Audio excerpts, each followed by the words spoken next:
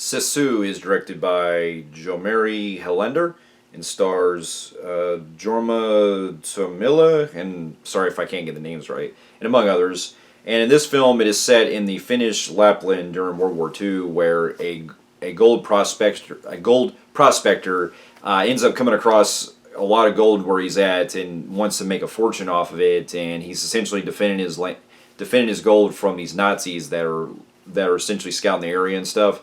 And pretty much it becomes like you've seen from the trailers, where he has to essentially fight out the Nazis and try to protect his gold.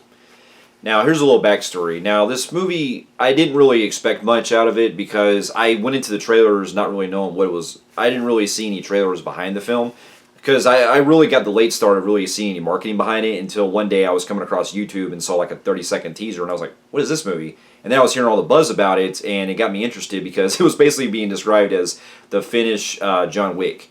And I gotta say, after upon seeing this film, it definitely holds in that regard because this is definitely one of the best action films I've seen of the year, along with John Wick Chapter 4. It definitely has its kind of ridiculousness that you would kind of expect to a certain degree, so don't go into it expecting it to be like really too realistic at times, because the movie kind of goes for a very, very brutal and action-packed thrill ride that really knows what it's trying to do. And it's basically like a love letter to Sergio Leone in some ways, because it has kind of a Western type feel of it, while also paying true to its violence too in certain regards that remind me of something out of a Grindhouse film too. And it also adds some elements of war with other films I've seen, like 1917 and stuff like that. So it's a mixture of those things, but it still does it well with getting everything that you expected in 90 minutes.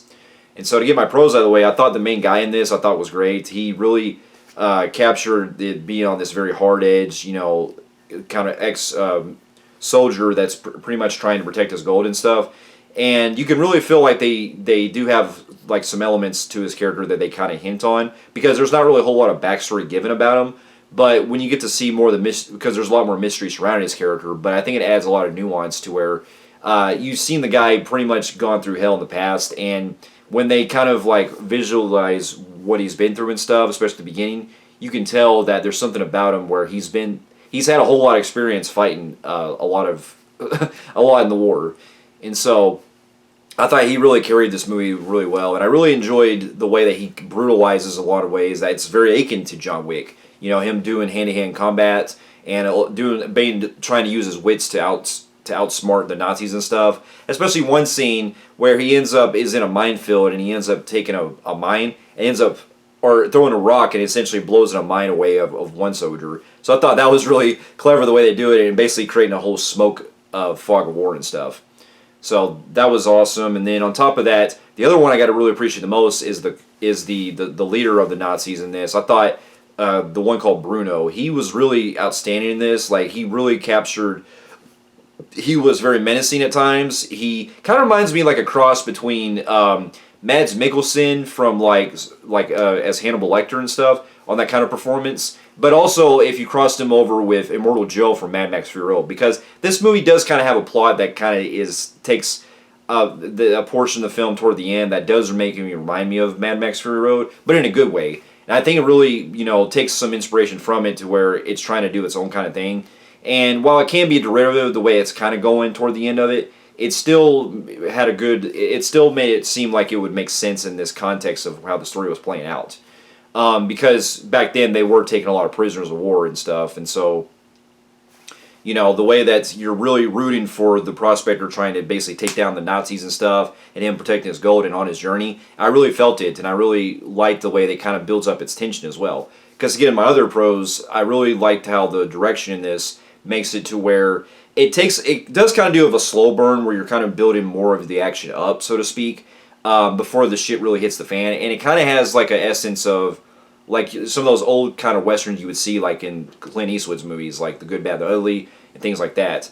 And while he didn't, and to be fair, even Quentin Tarantino did this because he was paying tribute, it seemed like, to Sergio Leone when he did Inglourious Basterds. And some of the title fonts remind me a lot like that movie too, in certain parts. And then the violence itself, like, man, there are some brutal ass shit in this movie where he is not only kicking lots of Nazis' ass in brutal ways, where you see like a lot of heads like crushed and stuff in certain scenes, and then you also see like a lot of like knives going in and stuff, and then you also have like a lot of other scenes where he's either shooting a lot of motherfuckers and he's shooting a lot of Nazis, but just everything you can kind of imagine what he would do, it goes for it. However, I do have kind of a one nitpick is that. I'm not going to spoil anything, but there's something that I thought was going to build up to kind of something special that he was going to do, but it seemed like it didn't really go anywhere with what I thought. But that's just kind of a minor nitpick, and let's just say it has to do with his pickaxe that he carries. But other than that, though, I really still got to really commend a lot of the production design, the way it's kind of going in like the planes and stuff, where he's going through on his like in traveling with his dog. I thought was really great, and you know, it definitely does have kind of a Mad Max type of vibe too, with him being pretty much a loner and walking around. And when you get to learn more of his backstory, it adds some cool layers to his character that I thought, you know, I really felt for him. And if I do have like any kind of little minor con, I would say is that if you're going into this kind of it being a realistic type of, you know, movie that's set in World War II, don't go into a thing like that, because there's a lot of points in the film where our main character essentially ends up having to survive from a lot of stuff, and it's kind of what you expect if you're seeing from classic movies from like the 80s and 90s action films, where the hero is always trying to overcome a lot of things.